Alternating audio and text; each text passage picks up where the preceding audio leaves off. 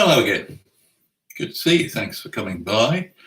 And welcome to a storm-tossed little office today. Storm Francis is passing through the UK, bringing with it high winds and heavy rain. We could do with the rain, to be honest. I'm not so worried about that. But you may hear in the background the sound of grasses blowing in the wind. Anyway, today I want to talk about CBT or CBT-A. CBT, what have we got? We've got computer-based training, we've got classroom-based training, we've got cognitive behavioural therapy, and now we have competency-based training, or to distinguish it, competency-based training and assessment. You can't test competence without assessment, I suppose. But the one thing that all these four CBTs have in common is that they are designed to change behaviour. If you train somebody, they will do their job better or properly, or according to the procedures and regulations and standards. If you want to change the way that somebody behaves that's harming them, cognitive behavioural therapy is your choice. But coming from the air mode is CBTA, competency-based training and assessment. And this started off at ICAO, which uses a similar approach in other areas of air transport, for instance, for pilots and flight engineers and so on. And it has eventually filtered down into the world of dangerous goods. Now, we know this has been coming for a while, so don't tell me you're surprised. If you are, IATA has a lot of information on its website, and I've provided a link to that, where you can, for once, IATA is giving you something for nothing, download the whole of Appendix H, which will appear in the 62nd edition of the IATA Dangerous Goods Regulations. Those are the ones that take effect on the 1st of January next year. So you don't have a whole lot of time if you haven't started yet. What it does, Appendix H, is set out in great detail the rationale behind competency-based training and assessment and how it needs to be applied to the various functions within the air mode when it comes to dangerous goods. Now, that means obviously that people need to be trained in accordance with the functions that they are going to be carrying out. But IATA also notes that, for instance, in smaller operations, individuals may be responsible for undertaking various tasks which don't necessarily fall neatly into their job title. On the other hand, larger operations, individuals may only have a very easily, talk to any decent trainer, they would say, well, the training has to match what these people are being expected to do. And really, what it's doing is just trying to close the loop. All right, you can be trained, you can sit a test or an exam, but are you actually competent to do it? This takes me back several years. In fact, one of the early Label Master Dangerous Goods Symposiums, when they were having it in the remote location of Deerfield Beach in Florida. I think possibly because the hotel had a manager's special at the start of the evening where beer and wine was free, which was fine, really. And during one of those sessions, a group of people really began to start getting a bit angry. And what they were angry about mostly was that they were putting a lot of effort into trying to train people properly, when some training organisations, training providers were offering to give an entire initial multimodal dangerous goods course from ground up in 2 days, which was obviously a nonsense.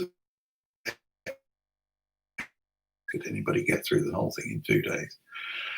Anyway, but that was seen as sufficient. I think there are employers out there, and you probably know who they are, who will look at their responsibilities under the applicable regulations and say, well, we've got to train people.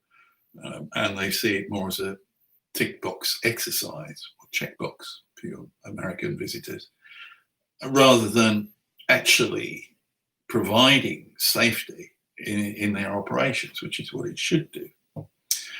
And so, thanks to Candy Cook in particular, and then Joyce Beerbaugh and all this firm, the Dangerous Goods Trainers Association was formed with the aim of establishing some standards for training.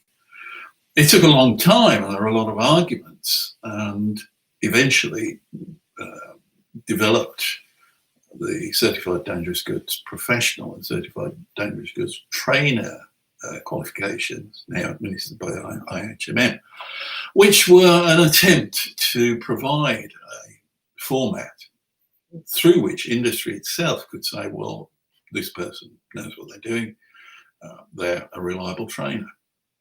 Because the regulations don't always ask for it. Certainly, if I remember, and at that time, and I don't believe it's changed, 49 CFR said that employees should be trained and they should be tested.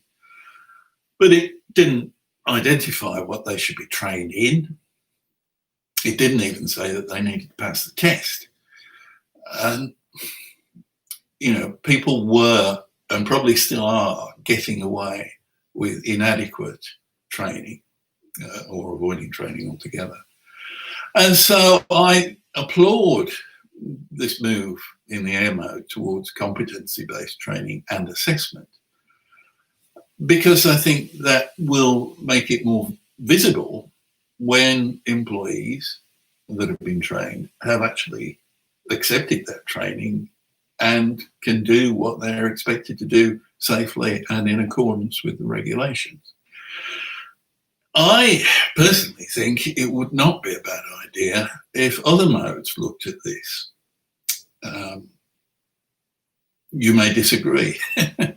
And IATA itself, in fact, on its website, says that it recognises the challenges faced by many organisations to transform traditional instructional learning into competency-based training and assessment, while they're keeping up with the rule changes that also appear in this edition of the Dangerous Goods Regulations, which of course is the biennial version. The DGR are reissued every year, but this is the biennial one to cope with the ICAO technical instructions changes as well. So there's quite a lot in there already, which was why I had to put what is now Appendix H in for advisory notice in earlier edition.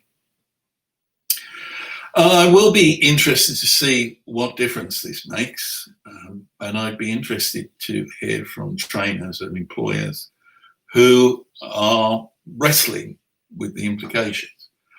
Like I say, I've provided a link to where you can download Appendix H. It's not a short document, but it does give you a lot of background information. And it'll be here soon, so, take notice.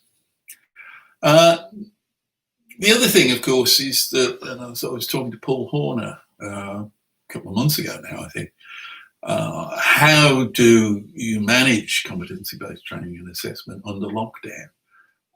His view was that the assessment part of it is the responsibility of the employer, not the trainer.